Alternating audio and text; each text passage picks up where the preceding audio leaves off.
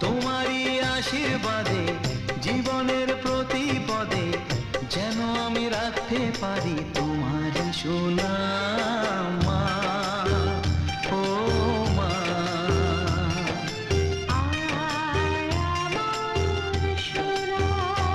ও স্নেহের ছায়ায় ভালোবাসায় ঢেকে রাখে যে, অনেক জ্বালাশয় বুকে জড়িয়ে রাখে যে, তারই আঁচলে মুখ লুকিয়ে রেখে জীবন আমার কাটিয়ে দেব তোমায় দেখে।